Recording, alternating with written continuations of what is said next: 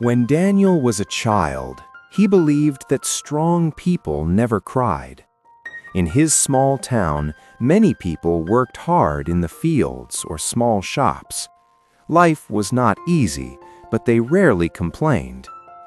Daniel watched his father wake up before sunrise every day. No matter if it was raining or if he felt tired, he went to work. Daniel thought strength meant never stopping and never showing weakness. But life was about to teach him a different lesson. When Daniel was 17, the storm came. It was the strongest storm the town had seen in many years. The rain fell for 3 days without stopping. The river grew bigger and more dangerous. On the third night, the water entered their house. Furniture floated in the living room. His mother tried to save family photos while his father carried heavy boxes outside. Daniel stood in the middle of the chaos, feeling frozen. By morning, everything was gone. The house where Daniel had grown up was destroyed. The small shop his parents owned was full of mud and broken glass. The town looked like a different place. Neighbors walked in silence, looking at the damage. Some people cried, others simply stared at the ground. Daniel felt something break inside him. He had always imagined his future clearly. He would finish school, help his parents in the shop, and slowly build a better life. Now, everything felt uncertain. He saw his father sitting on a piece of broken wood, looking at the empty space where their house once stood. For the first time in his life, Daniel saw tears in his father's eyes. That image changed him. In the following weeks, Daniel felt angry at the storm, angry at the river, angry at the world. He asked himself, why us? He stopped talking to his friends. He stopped studying. He told himself that nothing mattered anymore. One afternoon, his grandmother came to visit. She was a small woman with white hair and kind eyes. She had lived through wars, poverty, and many personal losses. She sat next to Daniel and looked at the sunset. "You think everything is over," she said softly. Daniel did not answer. "I have lost more than you can imagine," she continued, "but I am still here. Do you know why?" Daniel shook his head. "Because the spirit inside me is stronger than the problems outside." Those words stayed in Daniel's mind. That night, he could not sleep. He thought about his grandmother's life. She had lost her husband when she was young. She had raised 4 children alone. She had survived times when there was little food and no electricity. Yet she always smiled. She always found a reason to continue.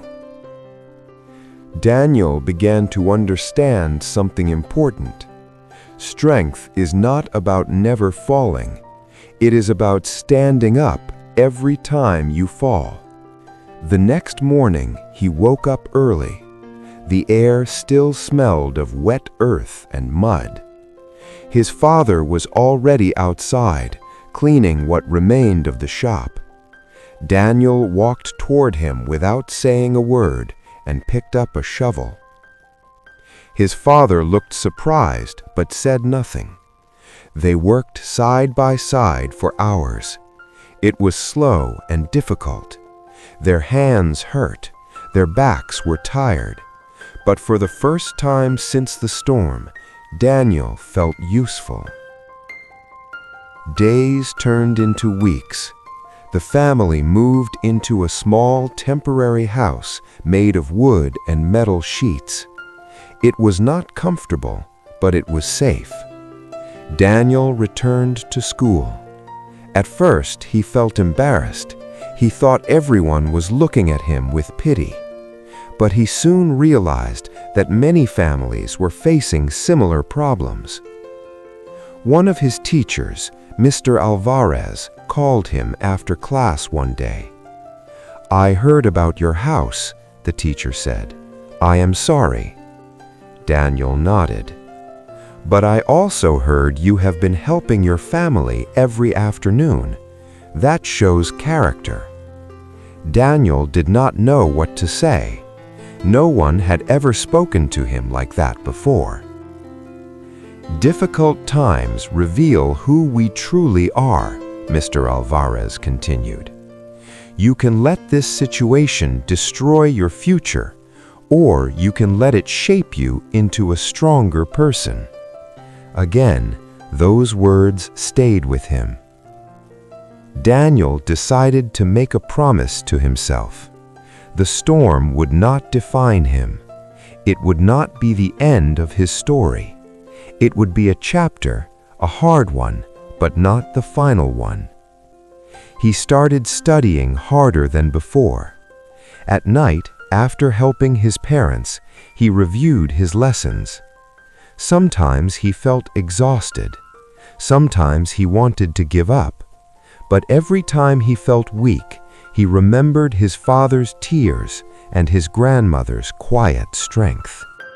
One evening, while doing homework, he heard his parents talking in the next room. They were worried about money. Rebuilding the shop would cost more than they had. Daniel felt fear again, but this time it did not paralyze him. Instead, it gave him an idea. The next day, he spoke to Mr. Alvarez about scholarships for university. Daniel had never seriously considered leaving the town, but now he saw education as a bridge to a better future. If he could study business or engineering, he could help his family in a bigger way.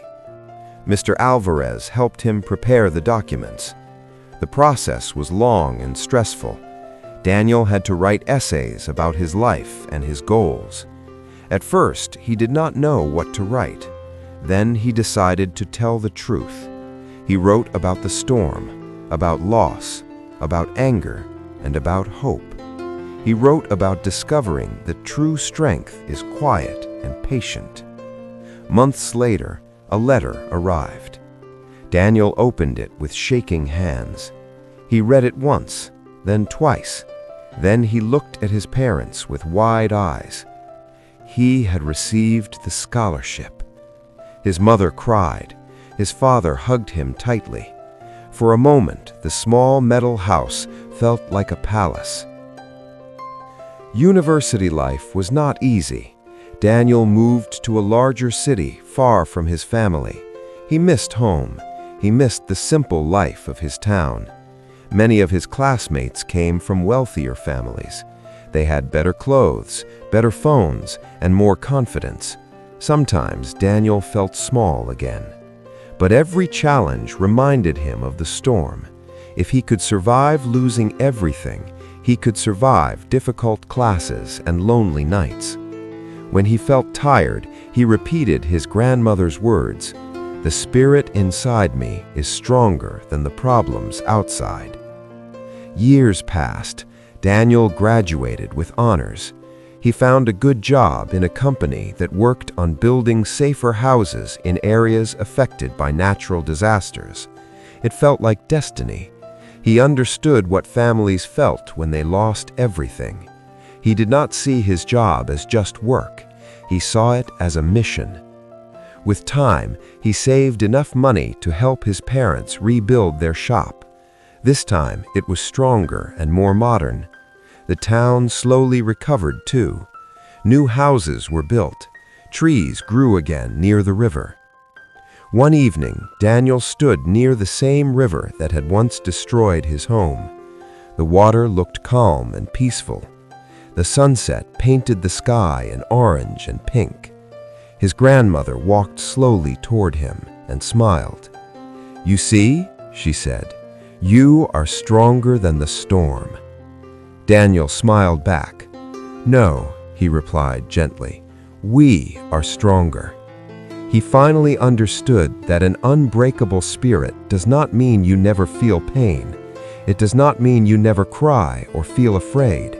It means that even when everything falls apart, something inside you refuses to disappear. That invisible strength pushes you to stand up again. It helps you take one more step when you think you cannot. It turns loss into lessons and pain into purpose. The storm had taken Daniel's house, his comfort, and his sense of security, but it had given him something much more valuable, the discovery of his own unbreakable spirit. And that was something no storm could ever destroy. Thanks for watching. See you in the next video.